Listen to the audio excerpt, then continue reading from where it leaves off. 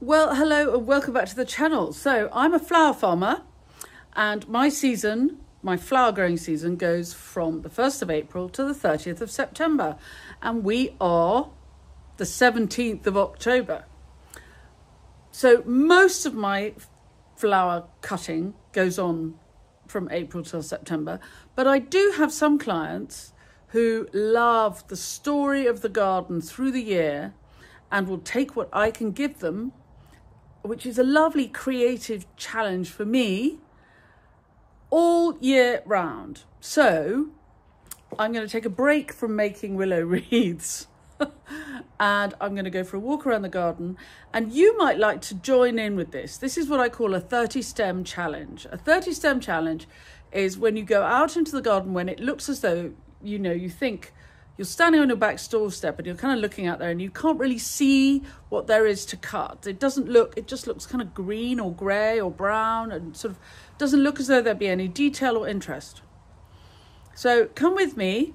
Yes, I do have a few dahlias left and I will cut them, but we'll look at them and choose not to cut the ones which have been badly damaged by rain, really. At this time of year, we have had a couple of little frosts, but the dahlias have survived the frosts and flowered on.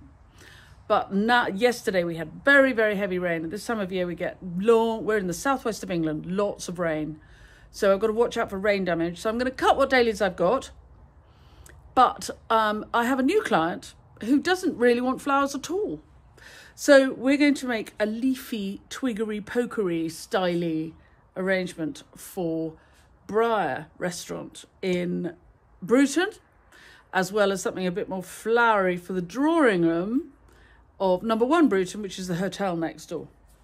And so come along with me and I hope you'll be inspired to go out into your garden, take your snips and cut 30 stems of interest, not necessarily 5 matching stems of beautiful flowers, 30 stems of interest to make an arrangement with.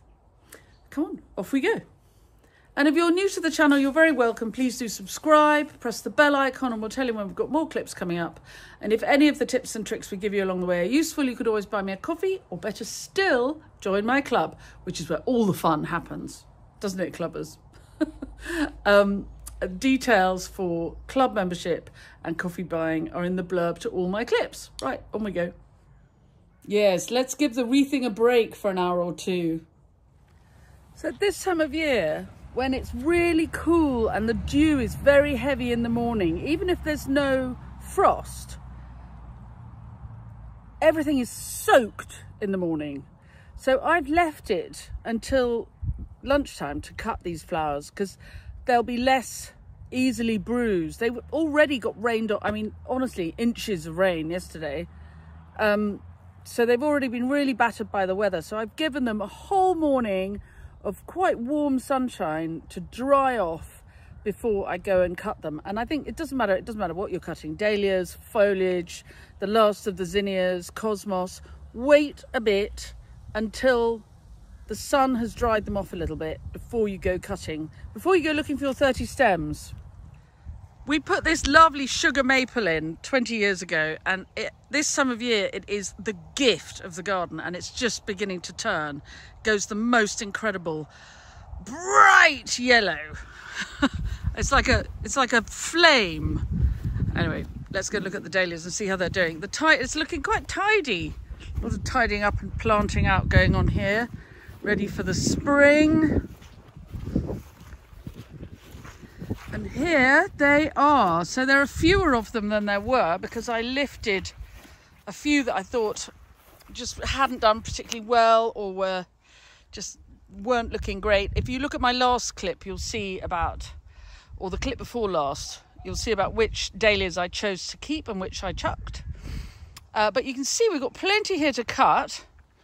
And let's see if we can find some rain damage to show you what we wouldn't cut. So here is Café au lait Royale, end of season. She's a bit smaller than she is at the beginning of the season. Much more useful colour, much more useful size. And actually she's survived this. Okay, look at the back of her petals. Not too bashed and battered. dried off nicely, so she can be cut.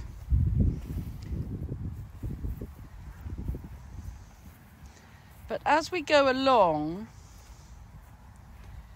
and actually look, they're all looking great. This is Alio, looking great. Great. If you really cut your dahlias a lot, like I do, then they come out. When they come out, you don't have them hanging around. So it's fresh stock, which is great. And this one's, they're all looking good, actually. I will find some damage. Come on, we've got to find some damage. Oh, here we are. So you can see how this one, A, it's quite open, but B, because the weather has hammered the back of it. Dahlia heads, when it's raining, fill with water. They're really heavy, and so quite often they'll snap the stems, and that's why it's these back petals that I'm looking at to see how they're looking after the weather, because you can imagine the rain hammer all day long. And here too, a little bit, the damage is, it's just a bit, that will look a bit mouldy and a bit manky. So I'm not going to be cutting those. But there's one particular thing I want to show you if I can find it. But everything's looking surprisingly well. So maybe I can't. Sometimes you'll find... Oh, here we go. So this is Cafe au lait Rose. And you can see she's not open yet. And I would cut her, but the back of her has been so hammered by the weather that it's almost ruined. It's kind of ruined the back. So when she opens, she'll open as a sort of egg-shaped dahlia. This top side will never open in a perfect round, which luckily, since I'm not putting my dahlias into a competition in the village show, doesn't matter.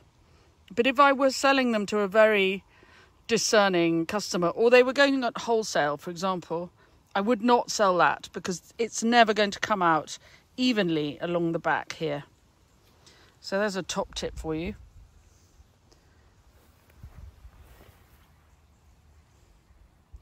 Do love the bees, still working hard. Lunch. Right, so we've got lots of lovely dahlias, and now I'm up here. Well, the tractors trundle past, looking for foliage, twiggery pokery, seed heads to go with the dahlias. TK, come here. Teeks. That's my dog. And things to go for Briar Restaurant, but also to go with the dahlias for number 1 Bruton.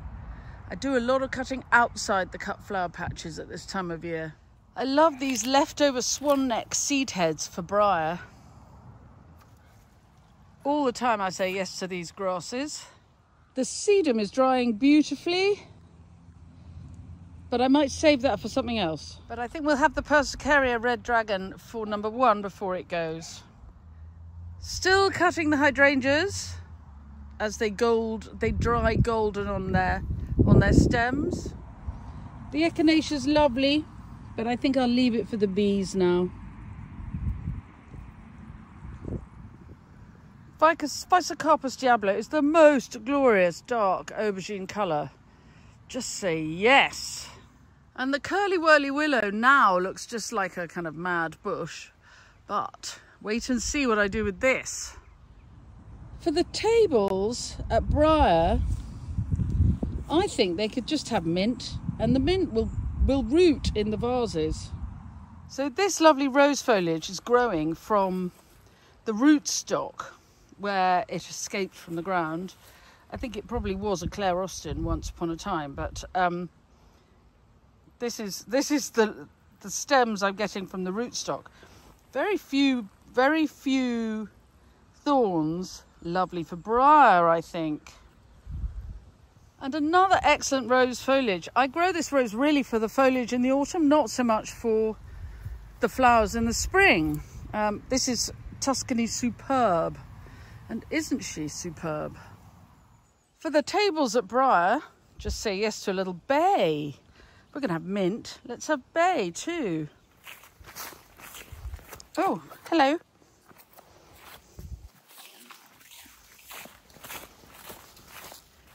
And if we're going to have bay and mint for Briar restaurant, let's have some rosemary too. I don't have masses, just pots by the back door. Very useful. Look at that colour of the maple. It's amazing, isn't it? Great colour. So my roses won't get a major prune until deep midwinter, but some of them are throwing really, really long stems, and the quality of the foliage is high, no black spot. So this also I won't miss out on, thank you very much. Have some of this. I call it a light prune. And look, I've cut some poplar. I haven't cut the hydrangeas. I'm designing on the hoof. Are you going to be designing on the hoof this weekend by going out into your garden and seeing what 30 stems you can cut? Look at that poplar, isn't that gorgeous? So in the end for briar, I've just cut a little bit of 3 different kinds of rose foliage. You'll see what I do with the curly willow, and you'll see what I do with the poplar. It's going to be really simple, but they did ask for twiggery pokery. Right, so I've got 2 pieces to make, one for the drawing room at number 1 and one for briar, all twiggery pokery and greenery. So what I'm going to do is I'm just going to put it on to record and take my time making the pieces. I'll play some music. If you don't like the music, please mute it. Some people like the music, more people like the music than not, so I'll put some music, but if you don't like it, please do just turn the sound down. I completely get it. So I'm going to make 2 pieces. The idea is to inspire you to go and have a look around your garden and make a 30 stem challenge this weekend. See what you've got left over. See what's still going. I know that, you know, in the far northwest of Canada and Alaska, cold weather is coming in this weekend. We're still quite balmy. I mean, I could take my sweater off here. We are the 17th of October. So this is what my garden has given me. A flower farm which stopped supplying for weddings and events at the end of September. This is what we're still doing 2.5 weeks later with, you know, we'll see how long we can keep going. But I try and supply my year-round customers, not all of them, you know, at some point I will start ordering in from my colleagues in Cornwall who have flowers all year round. I only use British grown flowers, that's my thing. I'm like, okay, let's have a rule. Within which boundaries do we function? And that does not mean I'm judgmental of anybody who doesn't. This is my rule. This is how I started my business. I was going to use only locally grown flowers, British grown. And so in the winter, we call up from Cornwall a little bit if I'm doing an event for somebody or, you know, special something. But for everyday weekly flowers for number 1 and briar, it's going to be out of the garden. So let's see what we can do this weekend. And I hope it inspires you. If you do make something, and it doesn't have to be 30 stems, it's just an idea, you know, go and see what you've got in your garden and make a little posy. And I call it a hashtag 30 stem challenge because it's people seem, you know, people like that. It works well. If you can find 30 stems, and I bet you can make a 30 stem challenge. So if you do make something, do take a picture and pop it on Instagram. Tag it 30 stem challenge, but also tag me at Common Farm Flowers, and I will share some of them on my stories over the weekend with a mention for whoever you are. Okay, on we go. So I decided I'm going to do them at the same time. It's quicker.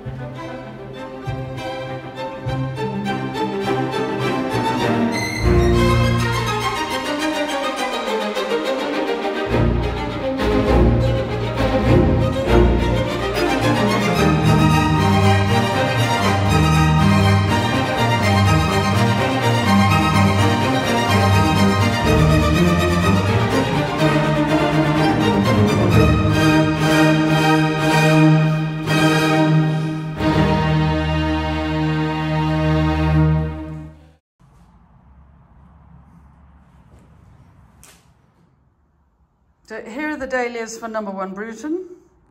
They'll do very nicely. And here's the foliage for Briar. I love it. And I'll tell you something, the buds of the poplar smell of spring. They have, they are full of propolis, so they smell of the glue that bees stick their hives together with.